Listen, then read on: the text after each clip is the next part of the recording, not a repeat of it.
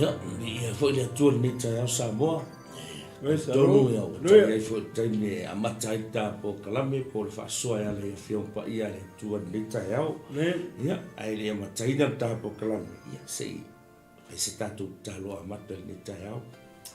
Ia la oe lo matu tua, soifua lava oe whaavavau. Mene. Mato ia i nei taimi le. Taimi maasani fo ia mata i le mato fasoa. E ala ia o fionga. Wesa lo. Ta maua mato o atu i o luma e mato te le whaia le nei fasoa. Mo mon mato a fea ia oe lo mato o tua. Alleluia. Mato te mo mia lava oe le nei tae au. E ale so soani o lo ngana pa ia. Ina ia whaamalama tiri awa fionga i o mato loto. Talo le nei tae au, so soani mai ngana pa ia. Alleluia. Ia whapenana, whapula la upu. Whaamalama la ua fionga le atua. Ina ia mawhai o na mato maua se so soani mai le nei aso. E ala mai ua fionga no mato atua. Mato talo le nei aso e whaafonga lo atunu o Samoa. Alleluia. Ia tama. Whamanuia i whaafonga Samoa le nei aso. Wesa lo. Whaangaina i maua le nei tae au. Ni mea whainga luenga whaatau wa atawa. Whaimala wa o la upu le nei aso. Alleluia. Talo fo i le atua ia. Ia i le malu o lau fio ma le matango fio o lau fio nei po kalami. Ia oe. Mata i lau a fio. Whai o ia te oe lo mato. Alene ina oe. O na o Yesu le nei tae au. Wana au atuai. Amen ma amene. Amen. Alleluia. Ia, ia le atua le nei tae au Samoa. Whatalo vatu le sofa malu i Yesu ke viso. Ia, whai fo i o nei maua mai nei po kalami. Ia. Whatalo vatu ia toe, whea lava i tue whao nei lalolani. Ia o e whai e iona e maua mai nei whasoa. Ia whatalo vatu ia toe i le suafa manu malo Yesu te viso. Oi. Ia, pasta. I singau. Whatalo whanita e au pe. Ia. Me la ona toe pia. Pono wha pia tu lava tu sai malau whatalo wha. Ia fo i le tapo inga si o tatu pele o Samoa, ia le ngata idea, ia o tapo inga le au kevisiano ma le au whatuatua, whapenao na tapo ia fo i whaivi wawalo ma ta mawhanau o Samoa, ia le ngata nei ala leo, ia whapenao le tele platform, whapenao na mauai, ia ni tamatanga whaneanganga, ia whapenao na ta oso ina i pēr, ia finangalo maloto o nei o tātou tangata. Ia le ngata o Samoa, tono lea tunu o lo tātou nofo mau e ni hao te o nei. Ia whapetu ringa uma o nei na rangi. O lo whapena o na awhio ai, ia pa ia mamaru o seo tātou o tunu. O lo whapena o na au mau ai atunu mau o na o le sairinga manuia. Ia le ngata fo i lea i o Samoa i sisifo ma Samoa i sasae ia ma whea lava ia se vaenga ma se tafa o lo whapenao na e maua mai ai ia nei Paul Kalame ma nei ala leo ia toi whatarofa atu ia te oe ia nei tai au fau whapitose whatarofa o i lea i leo whengaruanga pa ia lea tua o e o lo tutu i matangi olo o lo lato launga ina pea le upua lea tua i le au ma po longo ina ia sio tātou atunu ina ia lawe ina sio tātou atunu ia mai le whaafanonga ia whataro whatua i la malanga whaaloalo malo le onasai malo whatua toi ngā runga le tua i le ngata hoi leo na ia tātou wō paanga o le hapena o na muni ta ia pēr le nei ala leo ma nei ala ata ia so taitasi ia malo talo o lau te talo leo o maua i pēr le malosi ia le ngata i leo le whamalolonga le tua ia i mātou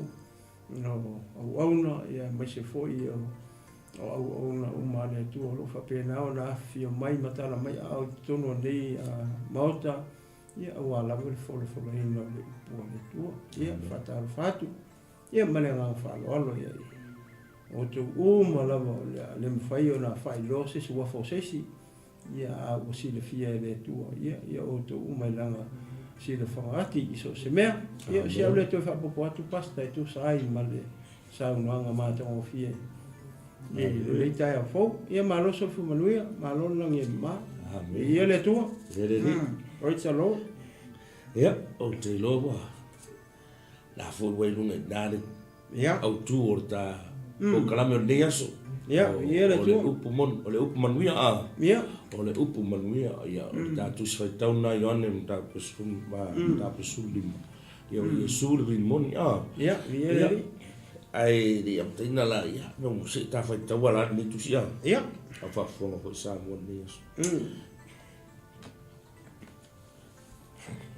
ia o nei o le vine moni a o lo tama o na lua vine ia o la umalama o ia te au e le fua e ave se ina e ia a o la uma e fua e teu e ia ia fua mai ai a tili ua uma ona o whaamamaina o tou i le upu na o tau tala tua ia te o tou i nā tumawia o tou ia te au o au fo ia te o tou whapei o la e le mawhai o na fua pe a nā o ia pe a whai e le mau i le vine e whapea fo i o tou pe a whai tou te le tu mau ia te au o au nei o le vine o la o tou o le tu mau ia te au mau ia te ia o ia lava e fua tele mai a wae le mawhai e o tou o na whai o se mea e tasi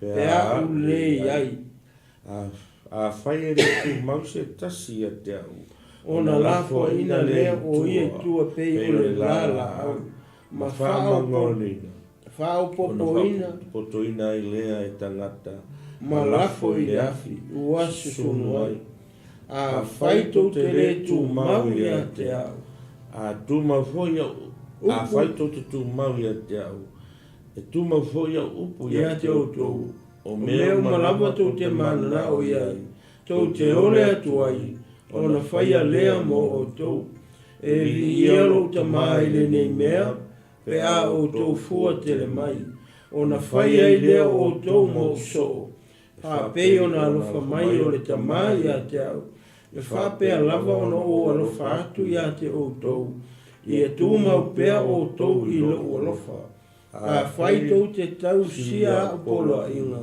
o na tu mau lea o tou i lo o alofa pe ona o tau sia polo inga lo ta ma o tu mau i lo na alofa o oi whai atu nei mea ia te o tou ina ia tu mau ailo oli ia te o tou ia ato to fo i lo o tou oli amen ia leli ia dau suga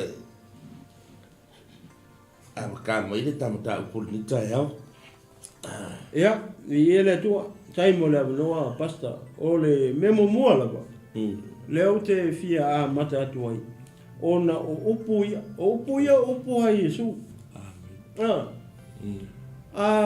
vai nei la le upu lea pe tasi lua tolu fa lima ono fitu fa se fulu le ina ta umele upu lea o le tu mau ai tonu fa upu ia vese si Yesu kasi ka fika o amen fa se fulu le ina na mention mai le upu lea o le tu mau ono na winga e ka ua kele onga o le ufa mai Yesu le amatanga o a u nei ole vine moni ono na winga e atangia mai e tele i tu ai ngā vinge o le tele o ia tu ai ngā vine lea vinge ma lea vinge e le o ngi vinge mongi o lea ua fitalai mai a upu ia na pa u mai fufonga o Yesu fai mai o a u nei ole vine moni o upu komua ia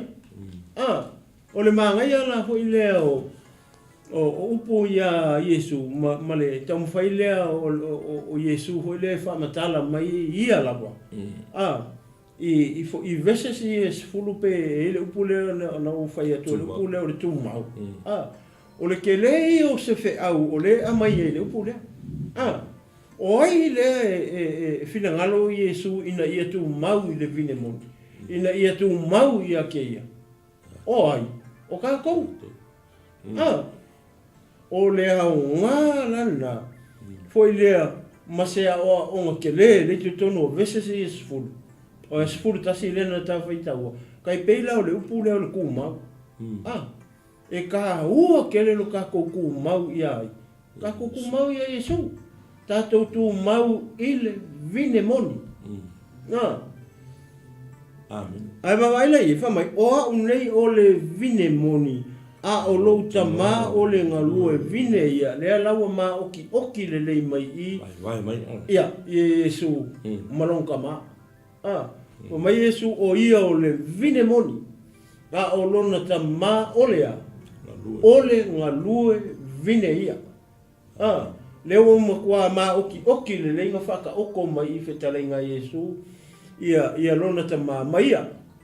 O lona tamā o le ngalua vine. A o ia o le vine. E le o Yeise whamatalanga hoi le whapea e whike ngā ia. Ia Yesu malonga mā. Le makua i mā oki le lei mai ia tūlanga o le kamā. Malekari.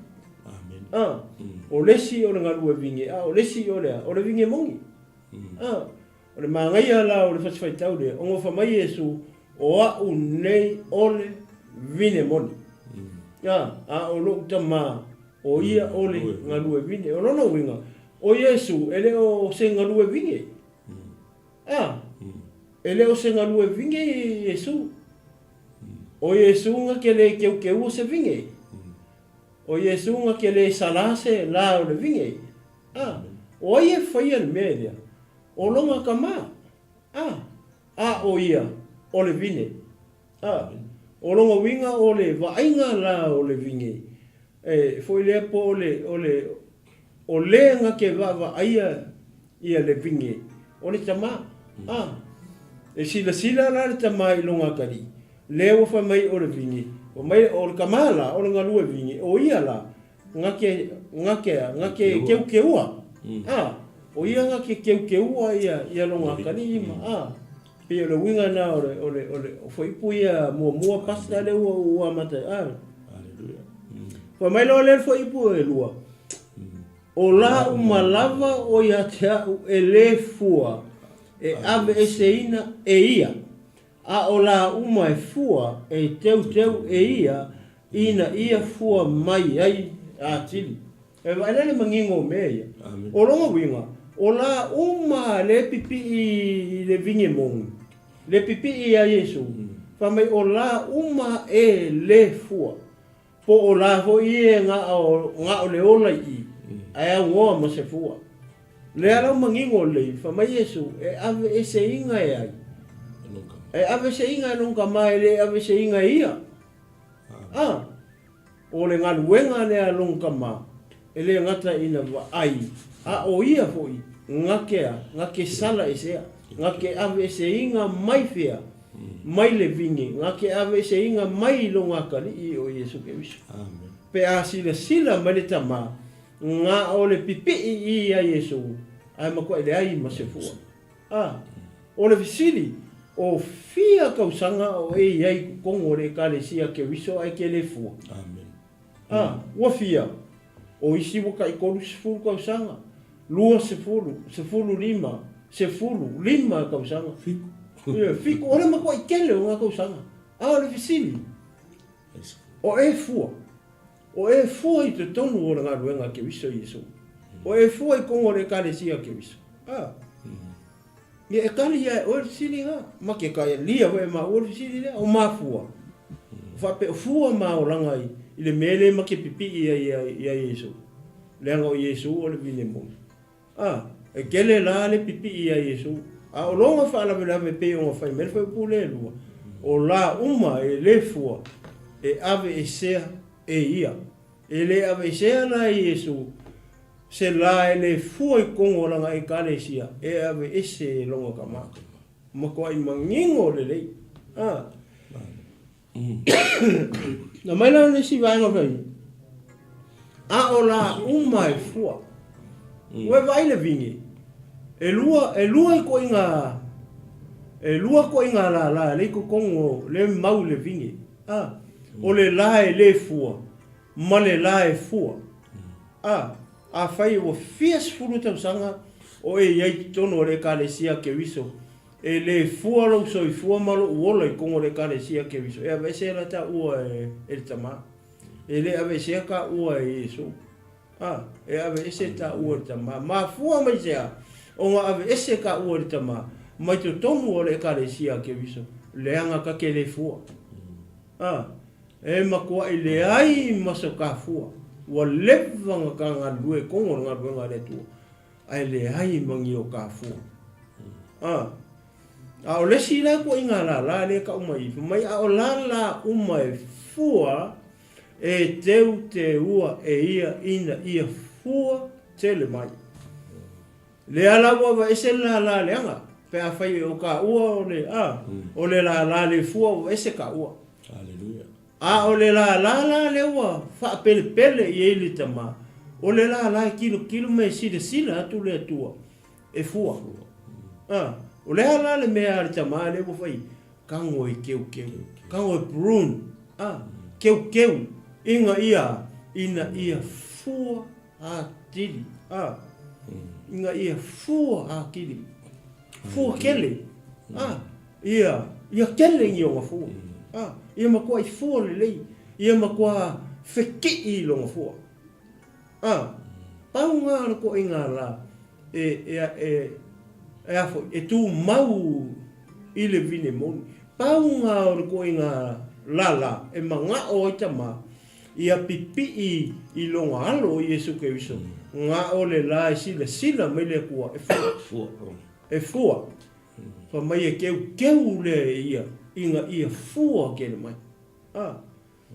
O lona winga. A fai o ka ua o le la lea. Vi ia le kua. E me mai sa popo e vi ia le tua. Sa popo e vi ia le tua. Ia sila i ko lava o ia. O wa ai fo ia o ia. O fa pe foi pasta. O kere fa masingoa pasta. Ma kere fa masingoa ai. Po ai e fua. O ai le fua. Le ai. Lai o ke loa au ia. E loa e malo e loa foi e le fai au ia. Ia whapenga foi ma ua ia o tō. Ma kere whamasingo ia o kou. E mai moa, mai maka mai le tae au ni le upo le tua. Nga ia o kari. Nga ia oe. A whapea oe o le la o le fua. Nga i loa lea. O oe la. O le la, o le keu ue, e le tama, i whea, i ko kongo o le kalesia keusa. Tonu, o le vinge mongi o Yesu keusa. E ke fua mai. O le aka o le manguia. Le manguia ku whasolo. Uma aku oe lau whangau, uma lau whangau a lau whangau. E alu whapenga le manguia lea. A fa fe la leo kipi moku ese se kulou ngias. Ka lofa. Wa dai ma se mangumia. O se aka wa ai ale mo ka ko ir kala lea. La ngale fa mai Yesu o le vini moni. O lo ka ma o le ngalu e vingi e. Va ai kulo ka ma le la le fua ia kipi ese se kulou. Va ai kulo ka ma le la le pipi ia ke o le fua mai nga kango le keu inga ia fua kiri. Fua mai pea. O le apasta o le kala. Sau moro sua. Manga ia mele o e. Sau ngoi ngi. Ile mele o le la. Wa pe o le wa mai ngi su le tala le pe o le tala va fata o. Ai ki tilo foi la ia pe o sau moro sua. Pe o le mai le ata foi le Yesu pe o whakoanga. Ia. Ai le kikiro nge pe o le ta o mai Yesu pe o se aka mai ko kongo le vaenga i ko kongo me whakoanga. Ia. Ia le tu. Awala so se fai whakoanga. Ka kala ngoa ia i le mele. So se fai whakoanga e kasi alfa moi ngā fai whakoanga. Inga ia fua o marang whakoanga. Ia. Ma le lei mo e le ai se fai whakoanga ia. E ku umise la au e vai e koe le Ia. Ele se meu, ele o fua. E whaara me lawe. Fai ma whaala velani. O le si meu, o le mau o le dai ola. Ia, hoi lala. A ele whangaanga li. Ia, au lala. Ele mo whainga fua mai a. Ai ki kiro lai ai i le whaupunga Yesu. Pei o ka e sau ngora usu. O loo tamao le ngalua e vine. Ono mo munga pei o lai kilo anga i whakaka whaiwhakoanga. E wāra whaiwhakoanga i ngalua e. Keu anga anga whakoanga ka mua ang kalo ang whai o me uma koko ngor whakoanga. E whape nganga ne la ngonga le me Yesu anga i le vine. O le whai e long ka mani ngalua ngale o le ngalua i le vine. La o le vine. Ai le whai me o lo tama o le ngalua i vine ia. Au o le vine mongi. O le mea mongi ia. O le manguia. O le mea sili. O le mongi a koko. O le sao. O le ala. O le upu mongi. O le ola. O au lea. Pipi i uma kua na i ola na i. Ai se ame o le ua pipi i le manguia. O le ua whakau whai mau le manguia o Yesu Keriso. A le sisi ke le anana. A me inga le fua. La me o le fua. O lo pipi i o le la na e fua. La o pipi i le manguia. E o pipi i le upu. A o le fai o le fua. E ma whai la mo kako ngāru lue. Ma kako iei kongo le sisi o mangarea. Pei la o e ka ua. Se furu kausanga. Fiku kausanga. Se furu lima. O le are ko ngā umi tātou te iei tonu o ngā luenga le atua ma kako ngāru lue. Amen. O le mea kaulia la wale mo o mie ko kongo. E o foi la ia kako wa. E fo kongo le loko. Ai wa ai e ku le o langa o kaka ua fio se furu kausanga. E le whapela ai ki kilo le i. A le ka o mai le fio pa ia le atua. O le mo mianga le mo mie ko kongo i le susi o manga le vine maunga la o le fua. Amen. O le mo mie le fua mai o le kangaka le pipi ia Yesu Keriso. Langa a e fua mai le ngonga o ngai fa mangia inga lo la. Amen. O ngai mangia lo tangata. A le umi la leanga e iai i. Ai le ai ma se winga. Mai mau kai. Mai ma ke le kai. Menga e mo mi ai le. A le ke unga la. Le ke e le atua. Ia. E le a se le fai au.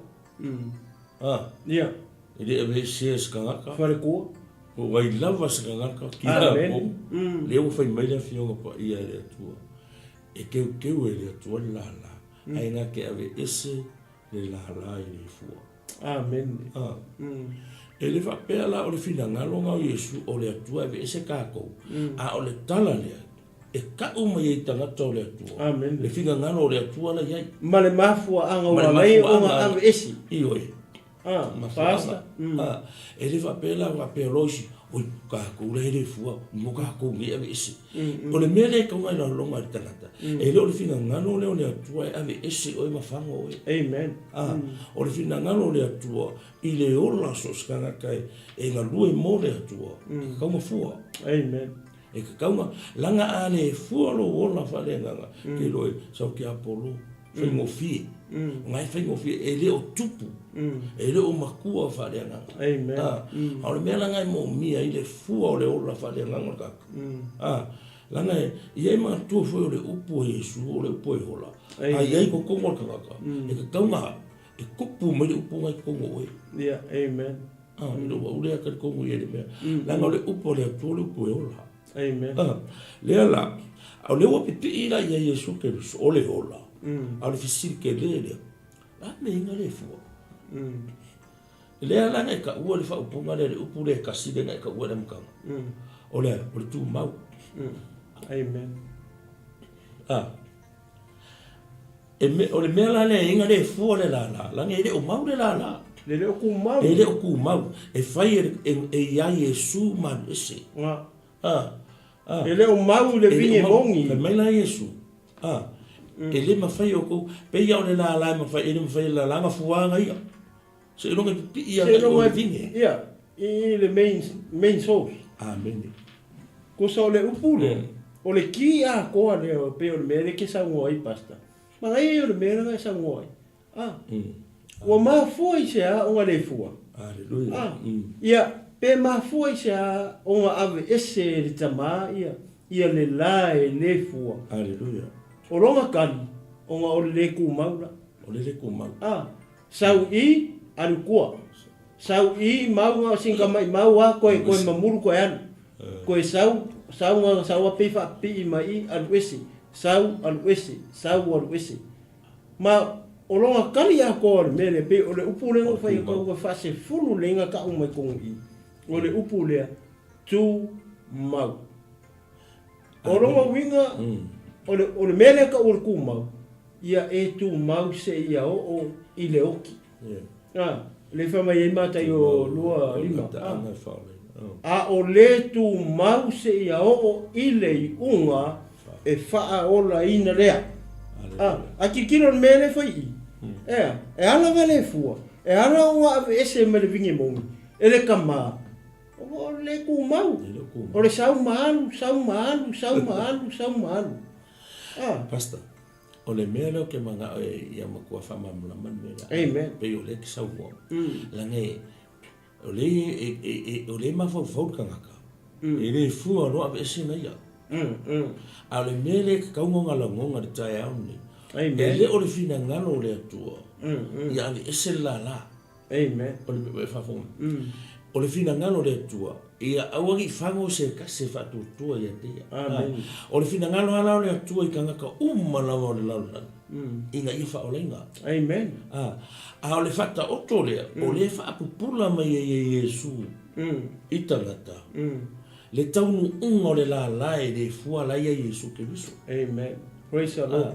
A le mea le ke mga ia leo kele le mahu whaurkanga. O le awhanulonga le fwoi whafonga Samoa. E le o mana o le atua pe ui. Ia whango le la la lea. Amen. Le hei o le fina ngalo le atua.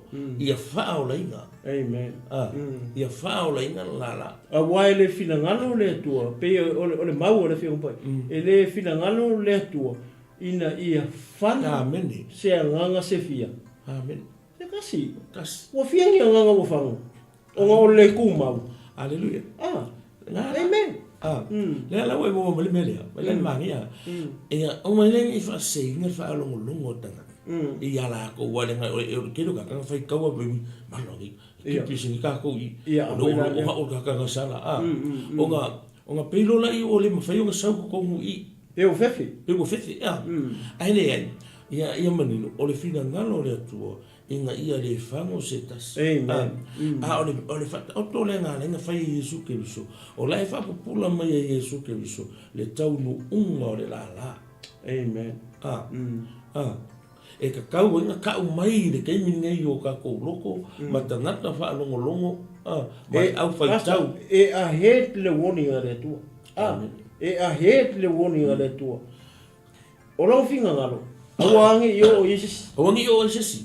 Ngā kongu. Awangi I o Yesus. Ia ka kou lomo mua. Ai kau kere I o. Dea wai mua kofu ala ni mene. Ia awangi I whango Yesus. Dea lawa ka umai le keimi ngai. A so se ka ngakara lai. Lai wha ai ku lai lo fuaronga olanga. Wa kaulonga fua. Amen. Kaulonga ku mau. Wa kaulonga Yesus whai unga I. Ioi. Ai le whapinga whai kau kua rewe. Fefelo. Kipi. Mana kipi singia. O ngi kakang sal. O nga hola lola I. Ma fau o I o kakare. Ai le loa le ke leo le wangore koe. O le woni lai whai loa mai upo le atua. O le keimi ke saua I a fuolo wole ni. Ke leo le advantage. Ke le. Mo kako. Mokako. O I kau ke loi. Le ke leo le alofa o le kua. Amen. I le laluangi. Ma pe o le mafui ngai ka umai I one tolu pepiso. Aleluia. Wa ia wina mailo na ro pele to tas. Ina ia le whano se tasi whatutua ia te ia. Aia maua ia o le ora whao. O le winga kongu ngā o mea. A o le mau lea. Ma kusikusinga ia. O upua Yesu. O laewa ua o le ua mua ka uma Yesu ai le io o ile kaini e happen ai mele e ke lo na fai ko ko la fe mai ua uma na fa ma mai na o to le upu na o tau tala to ia to wow o re fa ma o le ko ko lo amen o le ala ka ko mera fai hallelujah ka ko ma wa o ku ma wa io a fai o le ua ka ko fa longo ai ia ka longo ka ko ma wa ka ko maintain ne ka ko me every day amen o ko fa mu lua o ko fa mu a fai la fa longo ma si ke si ano ta ya le i le kusi ma le maule ka ke fai kaua a fai le ua o tato fa longo uma le upu ma talia Yesu ma o onga Yesu ia la me na ka ko fa ma mulu e ma ka ko fa vai ai o kai me ma ko ai o mau ai le umaya o ko fa ma mulu amen hallelujah ia o haru ro me vele da po kilo anga i o ile kipinga esea se kuloma le be singo la a wole kilo le kai me ka penga ai ia fuale ia ia fuale le o la fa le nga ile e wo kilo o ma fefe ia ia va ngana va ai ko sala se la ale lo kai mingi o ka ko ia le wo fai ka fa fonga fa le tu o le ala ngai mo ia kupu mai se la mo ngai ko ka ko ia veta to da ka fu fa le na amen fu mai le ola fa le na ia e pula fa ali pas ia ale mai ina tu mo io to ia cha wa o fo ia to fa pe le la e le mo fai una fu pe ana o ia pe fai le mau de vinde e fa pe fo io to pe a fai to te le tu mau ia le ana e ka o le upu le e fa ma ngana sa o le meninga sa mo le amaka o le upu le tu mau ale pa mi ngoi me so e fa pe yo le la ele mo fa yo nga fu pe ale pe nga o ia ia o le aka vola le ia ta tu fa ile o la fa le nga e le mo fa nga ka nga o ia ki e nga o ia ma fa ya lo o e fa nga ma lo nga o ia ele fu ele fu e mo o mia Yesu so se o langa amen ale Yesu ale ai Yesu ele fu lo e misi ale ai Yesu se ainga ke le misi ale ai Yesu se ekalesia se ngari se fainga o o se mafutanga o se ekalesia o se nguu o se fainga malo amen ma ngai yo lingo ka fainga malo fast o le fatu tu le tu o tasia e lo minga lo kalo le o le iai o le atua i se mea o le iai o le atua i se mea e manguia pe o fe kwa Yesu le ainga ai manguia e le ma failanga e ka ngo faila o e fainga maro faila o kanga o mo o si o manga o la o yanga o le mele o lo mo mio Yesu i lo langa e manguia o le ola falenga o le akanga o le fua te le mai o lo winga o le manguia a fa pe o le nga amaka ku skar fa kai a fa pe le nga amaka ku ya ukama o le la le keu e tama o lo winga e fua mai la ya fua ku la fanga fua ku fanga o la fanga fua ku ni fanga o la fanga o e vai la pe a sa o ala le amakanga skar ka kai pe o ka ua ale le ala masa o ia le vinge ya e ku mau pipi e ka ua ia longo winga o le a keu la e tamaka ua fu mai le o fu le fu mai fangau ia lo e fa penga le manguia ma fu mai sa langa le wa le ku mau le wa mau I le vinge mo e le ko ye se si fai uma se si mea io o mau salia Yesu longa yo lo. Amen. O ie fa vai lo ainga. O ie fa vai le ma ainga. Amen. Le ma ngari. Amen. Le ma fainga wo. Amen. La fa vai. O le ainga langa e mau ki ngora inga manguia. E Ua makua e kisi la ko me o le olanga. Amen. Ua makua Yesu le o fausia i ringi ai. Amen. Le anga o le vinge mongi. O le vinge mongi. E wha vai a pi ai rai o. Ma mau ai o kangaka. E makua manguia. Manguia. Le mene inga mafu o nga le kupu mai se wha manguia nga i se a inga o se urunga li o se whainga o so se ngu o se whara kuponga. Langa ere o komiki a Yesu ke viso wa e whikala le po Yesu. O le ku mau kia o ea o ke le mai. Amen. E manguia. Ai a le ai la ma. E le mawhai unga fua. E le mawhai unga kupu mai se mere nei. Amen. Langa lai misi Yesu o le ako koanga o mea uma. Amen. Lai misi Yesu. E ele mea ngā o me lolo koa. O baba ai nei ko kupu me sa moa ngai i me fo whaare lawe a. Ai ke o ngofo ama i e kangi loka loko e loka alo whaaku mei kanga kai e sa wainga. Ai mea ngā o me i lolo ko mei. E kasi ale mafua anga o lai mea uma. O lai misi e Yesu ko. Amen. Amen. O ngofo wape. Ka alo whai. Ka wa ai aku mare kangi o loka loko I mea laka ki loko lai kupu mai rea ko wa ai kei loa la ole mena mai ai loko le mena me kasi ale mafua anga o mea la ua misi Yesu ele o iai Yesu rea Amen.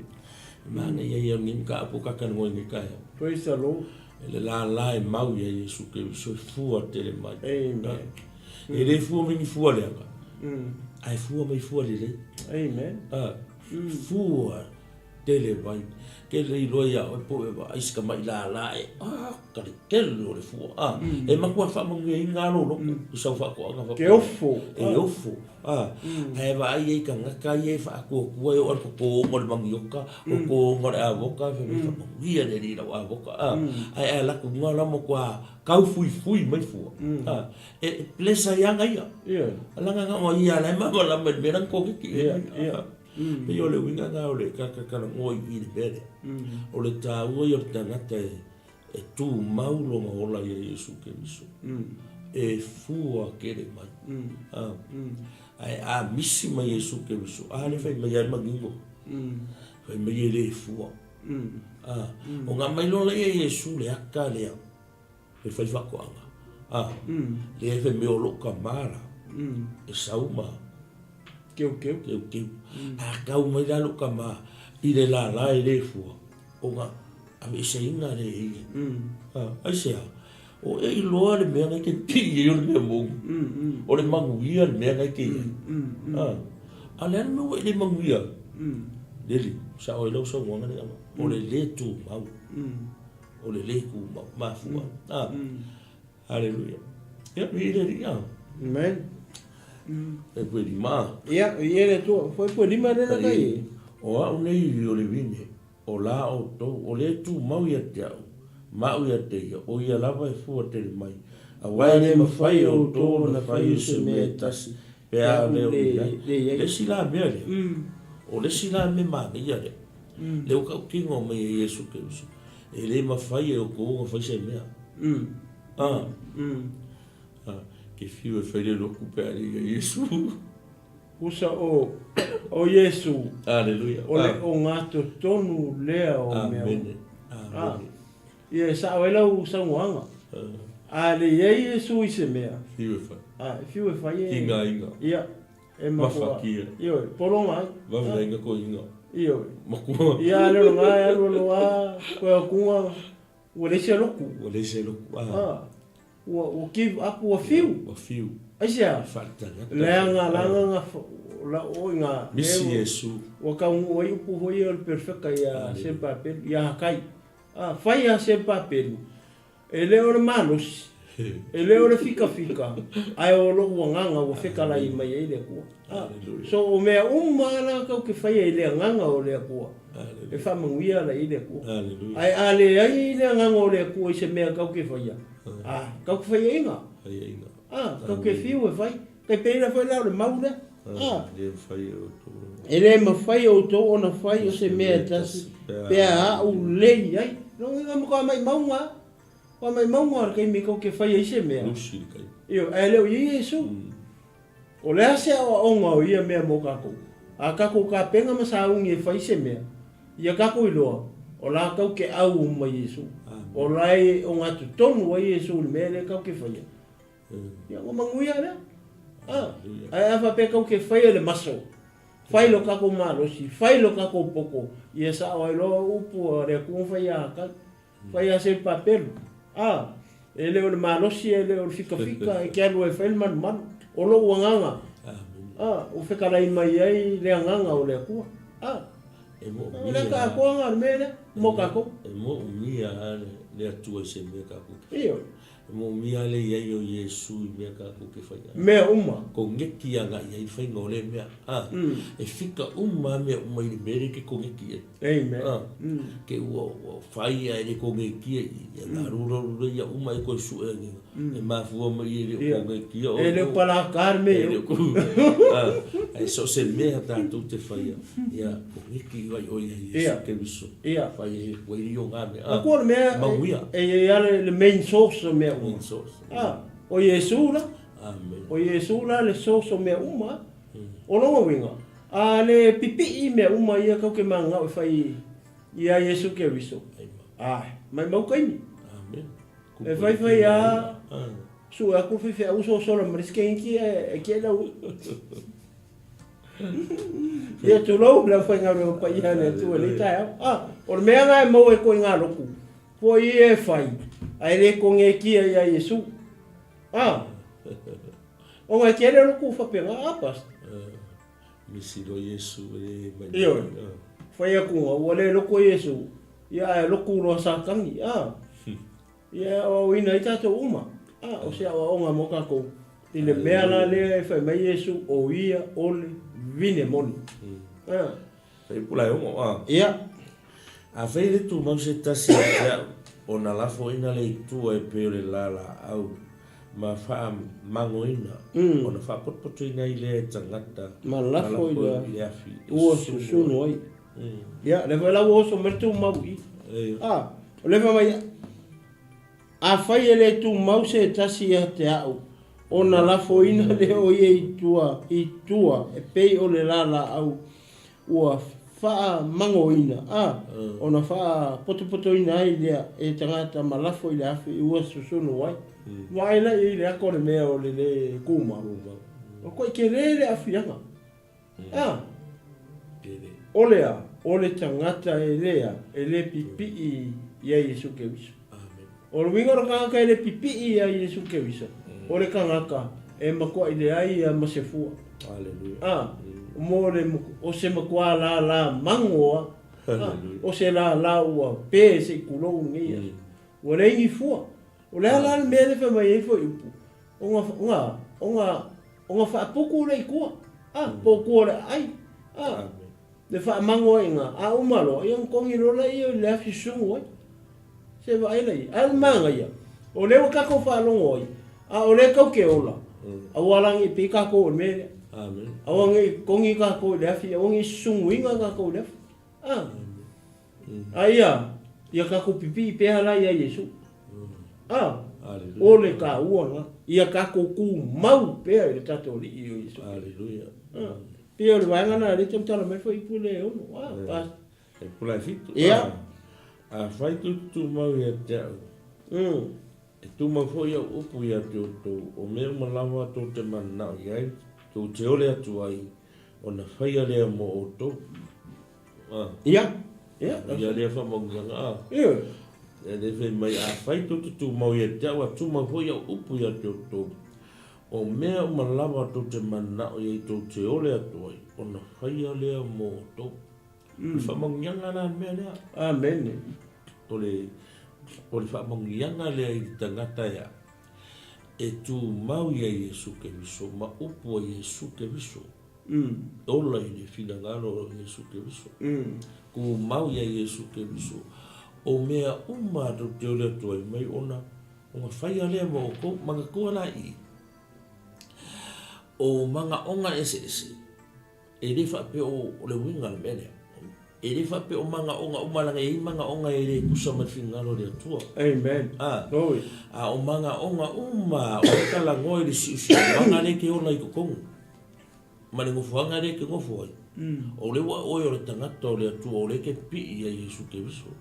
O lo mawhau ke mawhau fa Yesu. E mea Yesu ke viso. Mea whaale nganga. E le mawhai e lo mawhau. O nga e koi mawhau i mea reo ranga. Mea le kusa mafi. O lo manga onga i kukongo o le si o manga rea. Amen. Amen. Whaile meisu. O mea mahako ke o le atua. O nga whai alea mo oko. Amen. Manga ko o le ke pipi. E ai Yesu ke viso o le vine mo. O le wa fuolo wola fale nganga. O le te ola mo Yesu. O lo mafau ke mafau ile mere ke pi. Amen. O manga kunga ma me sau ko o me fale nganga ma me tau Yesu. Ele ai mo se me ke mafau ma pe. La ngo le ke ngo fu mo ko wa le ke pi ai ko o le si ya wa. Le winga kala whakau wha mamla mai mele. O le kala ngoa ai ko ngore si o manga le ke iai. Yeah. Amen. O mea umalanga ko ke manga o ko ke ole aku ai. O nga whai ale mo o ko. Amen. Amen. E ke re ore la si manga o nga ere kusa marwhinga o le tua rei o le kala ngo. Yeah. O le ke bipi i Yesu ke viso. O le ke mau le vinge. O le ua e fua ke le pai. O manga o nga. La o manga o nga ere atua. Kani mei le atua. Amen. Whamanguia mai ere. Alleluia. Amen. Ai kasi ale mafua anga. O ngei whamanguia o nga ua mau. Tu mau oi le moni. Amen. Mai ko mau le vini mongi. O sau mai le vini mongi le manguia o le vini mongi. Kafe mai le la. Manguia le la. O le aku le la i le vini sa si o manga onga. Ai ko yang mai langa lai o le ko kongo si o manga rea. Reke ke o le manga onga i kusa marwhinga ngaro le tua. Amen. Ele sau le manga onga wanga le ese o le manga onga. A le ngo whakongo si o manga rea. Le kala ngo i si o manga le kei. Amen. Praise the Lord. Manga ia. Ele kia. A le wha mai a e ole atu. O le si me manga ia o le maule apata. Ngā o le kangaka e mau le vinge mongi. Amen. A ole aku. O ngā kari mai lea. Amen. Ai o le kangaka e le ku mau i le vinge mongi. A ole aku. Ia ku visit. Ia mangkuala. O le whamangu ianga lea. O la e alua ngai o. A le wakilia la i le la le o mau. E mau ki o are. E le o iese. Langa lai le o fua. E le o kupu mai. Langa winga e mau ki ngofo i me o le la lea. Nga o me le whikau ia. Ia. Amen. O e mangkuala i le o kokiki. E le o kokiki o le vine mo. A le la lea. O le kokiki le vine mo. Le whamaungi eso. Ia e whamau maola i whina ngaro le. Le kafe mai le manguia. O le o le aku i manga onga. Whamea o whaia lea. O le aku roa kani mai. Kani mai. O le fisiri e sea. Langa le mau i. Lai pipi le vinga. O le pipi le vinga mongi. O lai e le mafukanga ma le vinga mongi. O lai e le wavala laka ma le vinga mongi. O lai whikala ngoa. O lai mafanga whanga. O lai maana malama le. Ia le vinga mongi. I le la la. Amen. E whai ngof te whai oe. Whai pole ar ke leo le kupe ke karusanga koe le penka a kat kongunga oe saua. Pole a le whikau yo le ki ke oro pe. A la e kari kongunga oe o ka e wa whai o ngā mai. E saua le peke renga au mai. E kali ya. Kali ya. Pai lo e le mangui o le tangata le peke Yesu ke viso. Mai la. Whai pai wai. Ia. E vi ia uta mai le nei mea pea o tō fua te mai. ona fai ai lea o tou mo so. Ia, mai le manga i fe pule va. O le fe mai o Yesu a o puia. Yesu Kristo. Foi mai. E vi ia lo tama i le nei mea. Pe a o tou fua tele mai. Ona fai ai lea o tou mo so. Fua kele mai la. Kaka umale pipi. La ia le pipi ia Yesu. Amen. O ngā alea. Ai o tou mo so. O ngā vi ia ai lea o longa kama. Pe o le winga ngā paswai tau lea. Kua mai. E vi ia lo tama i le nei mea. O le ala mea vi ia le tama. Pe a o tou fua tele mai. Aleluia. A fua kele la ia pipi ia Yesu ke viso. O ngā alea. E vi ia ai tama. Vai le mangingo. Ia o le si vaenga e vi ia ai le tama. Aia. Ia e fai ai ia o tou mao so. A kikilo la i. O le wale ka karagoa mai le lala. A le wa karagoa mai ka ngaka. O na fai ai lea o tou mo so. O la kau kala Yesu, la kau kala ka ngaka. E pe o ka ua se kulou nge Yesu. E leo koe kau kala mai Yesu o le la po le O leo kau kala mai o so. O kou o so. E vi ia tama mua a longa lua. Ua fai o kou mo so. Wan manga ia fai pula. Ia pe o le tu maua.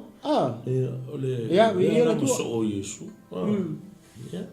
O le ka ua i o le mele o le fai o mo so o Yesu. Amen.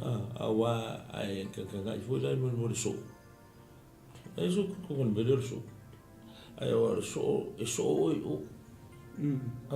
I fōri no i ngai o. E a mi o e ngai o. E le lewa mi pe o. E kusa le e ke so o. Ia. Ale mangai ala le walanga o Yesu ke so. E fua lo ngora fa le nga o Yesu de la la. Le nga ai ki kilo le po le to e ko ki kilo i me na fa Yesu. E nga fa ma o ngia o ma me o ma. I le o langa o Yesu ke so. Ole koe ngā o langa lea. O lea e whai mai le tana kusko. A fua kere la oko. Ma Yesu a fua kere oko. Manguia oko. Ia. E le ngaka ngā maua riwi inga tama. A la whai oko mo so. Wow. Aleluia. E le ngā peo la whai oko mo vingi. E oi. E hai. E le wha ora ku langa o Yesu. Yeah, that's right. Ai le whai e whai e o e ore vi inga. Vi ia i lo tama. Ai se ha. Vai le maha ngai o leo langa o kikikira. Vai leo langa o kamikikira. Amen. Se vai leo langa o ko inga ne e se maha ngai. Artidare. Ai le maha ngai. Au le le. Ola wha le nganga. Praise the Lord. Pe mele e vi ia lo tama. Ngai me pe a ko fua kene mai. Fua mai, fua wha le nganga. Mua. Amen. Ai koe oso melonga lua wa. Wa kōri whai ea. E whai masa o Yesu. Amen. A whai la o e maso.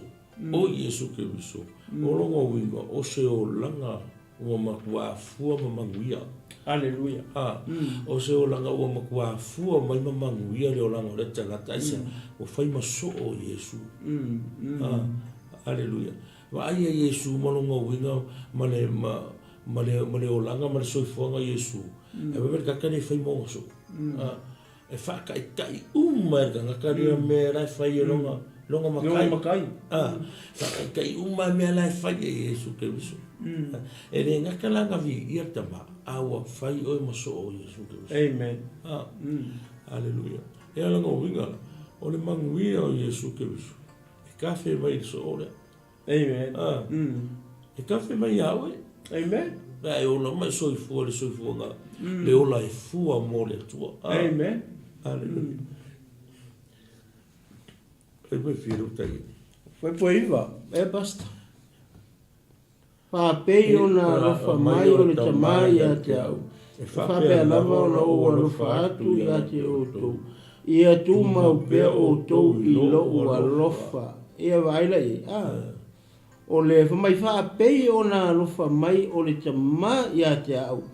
E whapea lava o na o alofa atu i a te o tau. Ia tu mau pea o tau i lo o alofa. Ia o le ala. Alofa Amerika mai le kari ia Yesu. Ia alofa mai Yesu i a kako. O longo winga. Ia ku mau laro kako alofa ia. Ia Yesu. O nango ia o le sos. Aleluia. O mea uma. Pe o le winga na o le faswai tau lea pasta ia. Ia o peraso. O le iwa. Ia. Se o tau faso en mele. Ia mau pea o tau i lo o alofa. Aleluia. O le upuare o le tūmau. O tūmau ale whase furu renga mense mai. O le au ngā ia wai. E ke lole me manguia i le la la le o whailoa e le whilpa ia le. O le tūmau. O le iai o le la la. Kūmau ia Yesu ke viso au. E le ngaka i le fua mai. Manguia le o langa. O la ia Yesu ke viso. Ai lima whai o ngā. O ngā maua i le la la whamongianga. A wala me su ia. Ai ku maura ia i lo fare. Lo fare nga ko ke i lo nga le foka ko lo ni go fua mo yo ko lo fare. Amen. Su ku maua i. Ka ko wala le le ya no ka ke le ku mau. E fai mo fio nga. A le ku mau ska ka le ngo ni le o maua le se me e mau ai mau ai. Nga winga o la ele o le fa vai. Ele o staple. Ele o staple le. O le fea lo lua i fonga le mauki ngoko fea kongu le mele kaua mauai. Ai so se fa vai ia Yesu ke visu. O le fa vai mo kula nga. Amen. O le fa vai mo sari nga. Le ala fe me Yesu fo iso. Vai do ko lo fa ku mau le i. O ku mau i lo fa ya. Ke wo ko mingo i le mere i le ko mangu ai u mau i lo oro. Amen. Fai puras furua. Ia. Mai a fai to te tausia o polo inga. Ona tu mau le o tau i lo oro. E pe ona o tausia polo inga lo tama. Ma o tu mau i lo na lofa. Ia. O le kasi mea mai a fai to te tausia a upolo inga. O na tu mau le o tau i lo alofa. O le kau ala le upule whakaui. O le upule o le kausi. Mei a o tau sia upolo inga. O pau ngā maka kufo i. Pau ala le upo whai wha mau le spa mau sari inga oe. Ngā le upo Yesu ke viso. Whai wha mau ku inga oe. Amen. Mei a o tu mau i lo a o tau sia upolo inga. Ona. Tu maule o tu lo. Amen. A fa fe siri la fa fe pede ko si polo.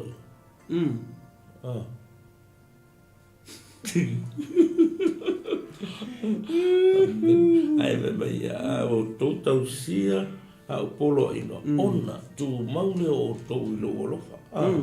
Me no le su e pe ona o tau sia polo ina lo tama. Mo tu maule na lo fa o le binga na o le mere. O Yesu ke viso fo. O le me foi le Yesu no fai.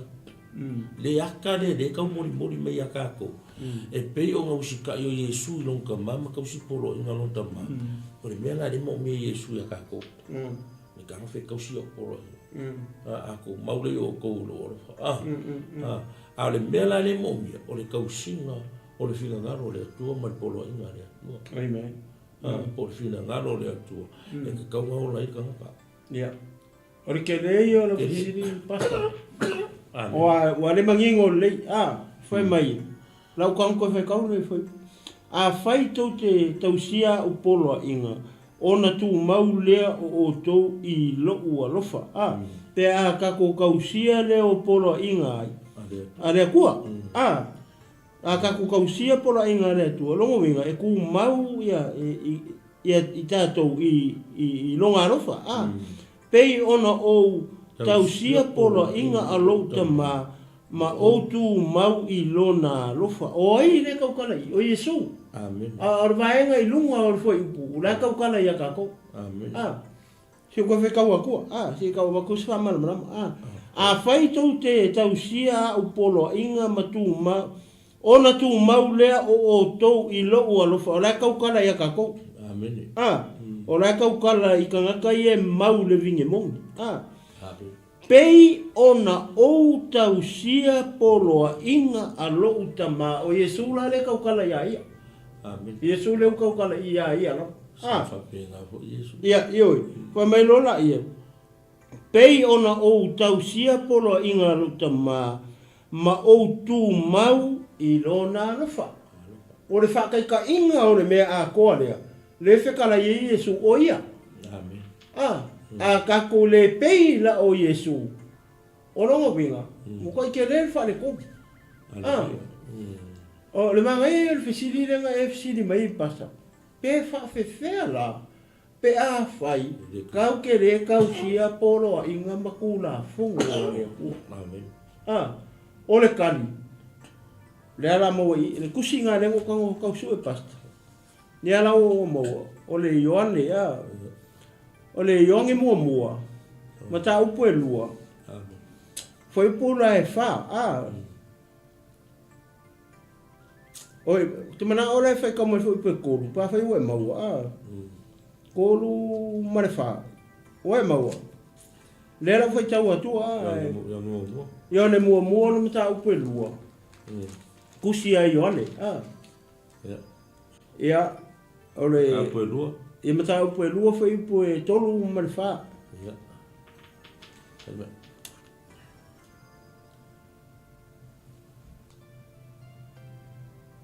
O le mea foi rea tātou te iloa ai.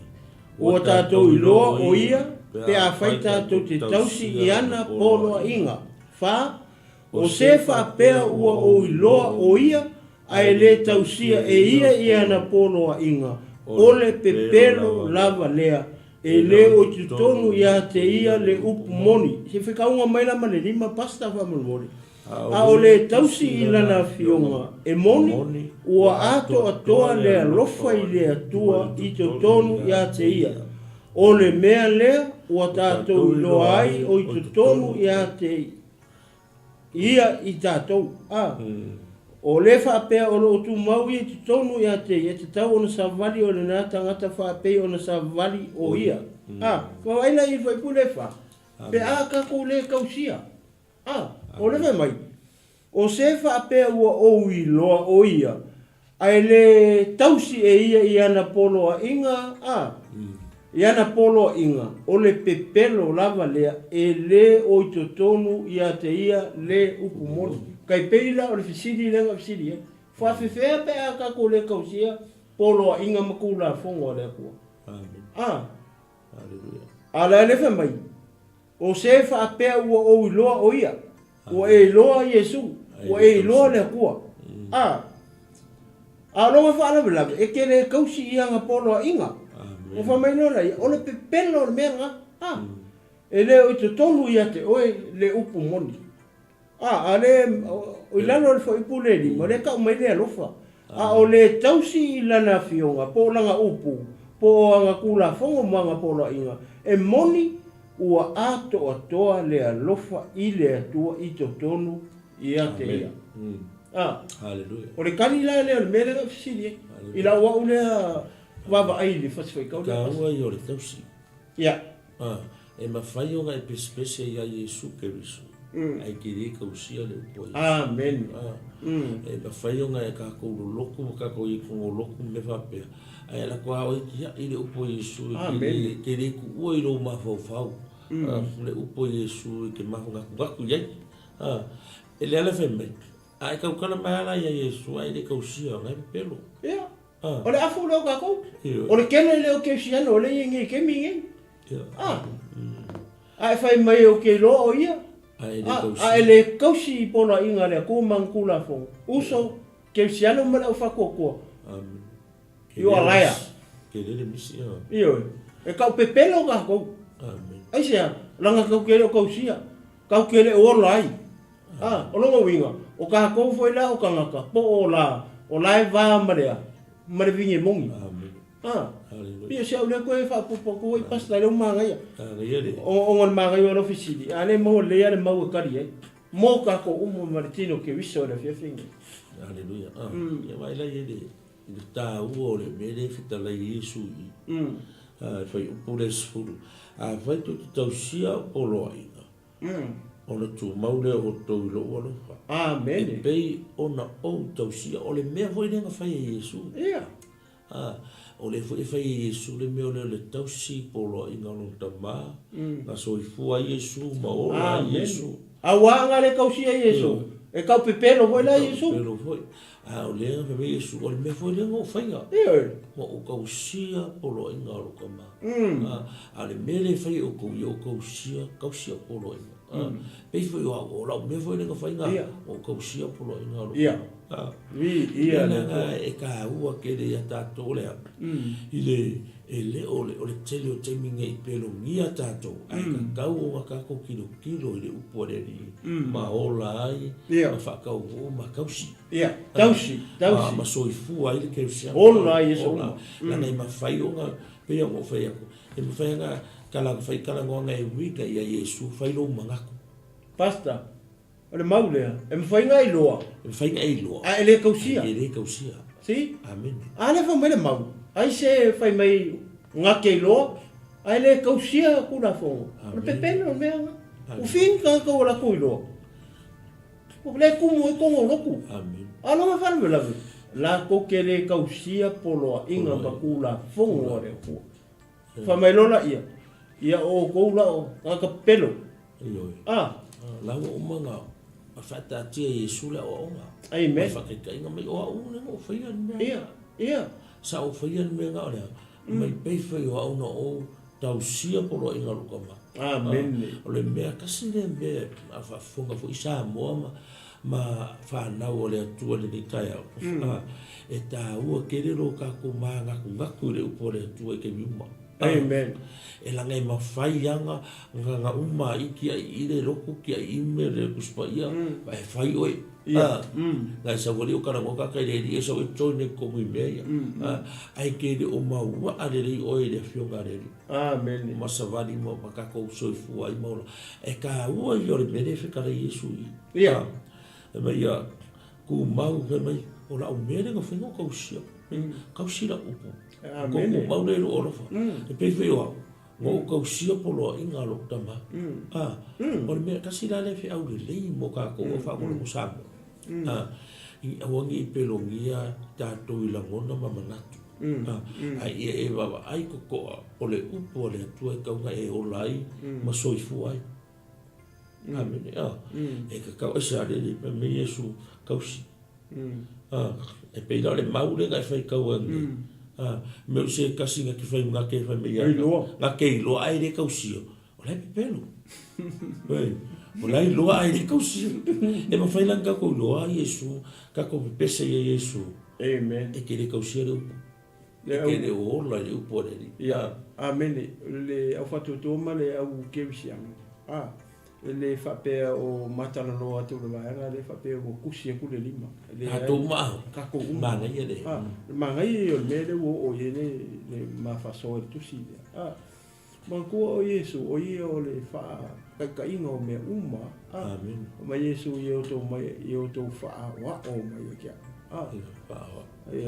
imitate me I am lowly in heart I am humble and lowly in heart o le anga malu ma le to ma wala o pu ya Yesu mai la ku ke mai ka ke mai uma ka ko ke siano ma fa ko ka ke mai la fa kai la ya le mele fa mai Yesu ka pe le mele fa tu i pasta ma o fa ya foi polo inga lu kama o ka usia ia le fa mai le mau le ku lo winga lo fa mtala ma foi dia le nga le ku pu ko le ka le sia ke usia o se o onga la mo tato uma i te tonu o le tino ke viso ma le ka le sia ke viso hoi lea ia ia tātou ia le manatu le sa ia ke wiso Yesu. Ia kako whaka i le mea le whamamana o whinangalo Yesu ia kako whai. Kako whaawa o ma kako whaka i le mea le whame Yesu i o kausia foi. O kausia foi polo inga ma alutama. A kilo la le maule i kua. Nenga ma whai tau atua i le onge le momoa mtau koe lua whai po kono mat whamalini. E ma kua i wanga i o. O le maule i kua i. Ia le momoa i ane mtau poe lua. O le mea ngā le kupu i kongo le karesia ke miso.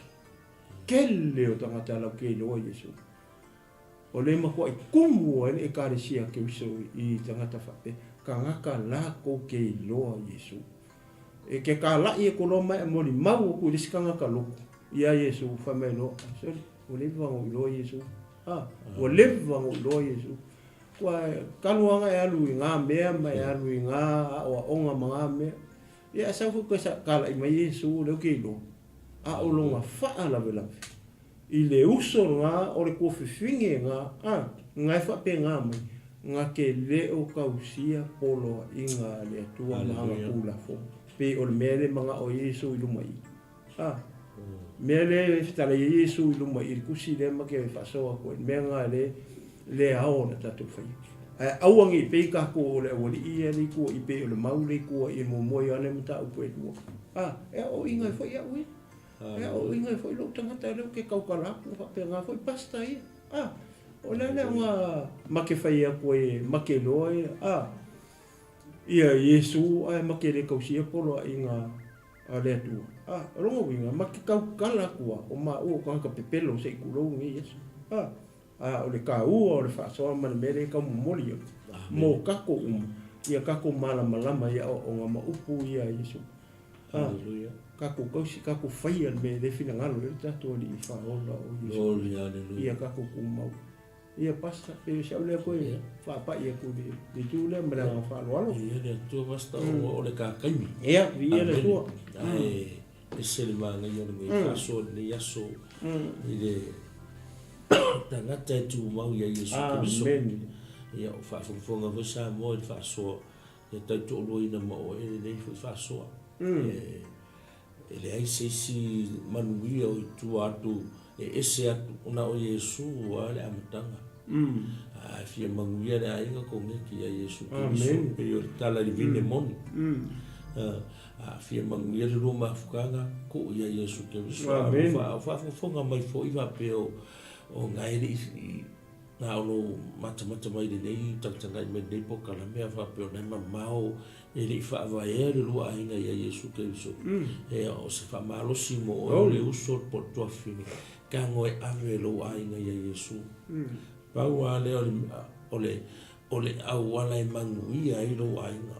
Amen. Manguia i le mafukanga, manguia i le ekaresi. O Yesu. Amen. Amen. Le ngā kia koe ni kore nge yaso. O na o Yesu a le ala. O ia o le upumoni ma le ola.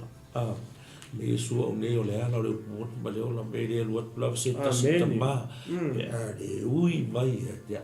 Amen. Na o Yesu le ala i le upumoni ma le ola.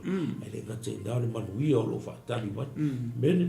Ia, mana ia le whasoa pasta pe isi se o tala fisa mo e le taeo ai le whamata po kalame.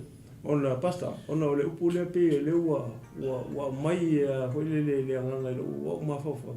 O le upu le i le tau whase fu o le tūmau. Ai whaitau i le mataiu. Nai whai mai, o le tūmau se ia o i le i unga e whaaola ina le. Amen. Ke wisiano ma le au whatutua ma le tino, ke wiso ma le au paia ma le au pele, ke wiso Yesu i le whiawhine. O le whi au lea, o le upu lea mo oe maa uma i tātou kuma i le tu waso le kako kuma. Ia kako kuma, a wā tātou le tu mau, e le ai ma seisi o kako ue whaolaina. E le ai ma seisi o tātou e tātou te sauwha ngā atu mauru whale atu i le mālo ole atua. Tu mau. Tu mau se ia o i le unga. Ona whaolaina leo. Oe whaolaina au whaolaina i tātou uma. i le aso lea tātou te whaatalitali atu iei. O le aso e fio mai elo tātou a lii o Iesu Keriso. Ma si itia lana e kalesia. Ma whetai ai ma wheilo i atu maia i au o le vā nimo. Vi ia le tua le fiafi. Praise the Lord. Pastor, ko kui ia o te whaamarta o kalami ni tai au se talo. Ana ia tapo kalami ni Iesu. Hallelujah. Tātou talo. I o vaile tua o Hallelujah. Ua mai anei le ngā luenga le mai ma ua o ona o mātou tua. O lo mātou poto ma lo mātou i loa ngata lo mātou. Hallelujah. O mātou talo le li ie nei tū la au reso. Anganga pa ia. O e o lo mātou wheso soani si. Hia wha toa e lau fio le nei whe au. I ai o fina ngalo maloto o lau e kalesia ma le au whaatua tua uma i le nei o fiafi. O le au pele ma le au pa ia lo mātou atua. Ia wha malo sia i lau upu. Ia lave ina se nganga mo lo malo lo mātou atua. Ta māua mātou ia i aso e ngatai. O mai le taimi mātou te tutu ai. O mai le taimi mātou e tasi e lo mātou loto, tasi lo mātou mawhawhau, tasi lo mātou langona, tasi lo mātou kino. E le o se taimi mātou te toe tusi lima ai. Ma whaapea atu le isi e le au ngā oe. O oe o le vai e le au ngā oe, o le lima e le au ngā oe, e le ai. O i le taimi mātou te tu whaatasi ai.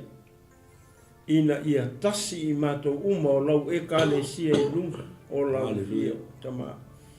Ia wha atoa atu e lau nganga pa ia lau upu i le nei aso. E lau e kāle sia mauta ngataro mātou atua. Tama au se upu o mātou tala iei wale tusa malau whafonga o mātou atua. Ia wha mangalo mai i mā ua o auna. Ia wha manuia le nei ala ata ma le nei ala leo o mātou atua.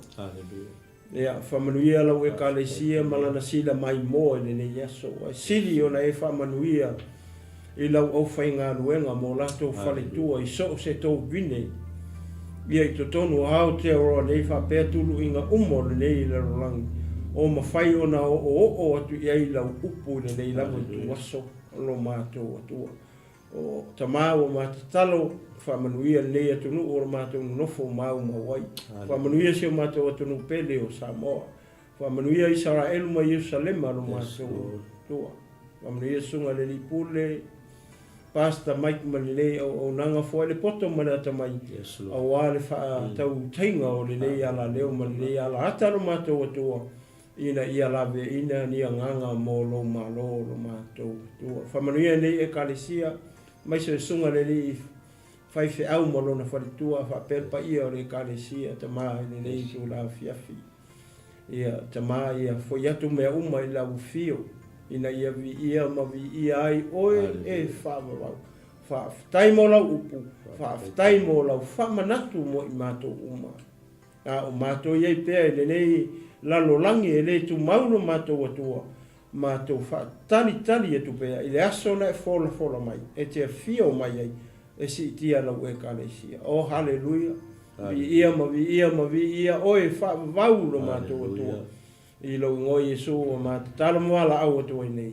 Amene, ma amene, ma amene.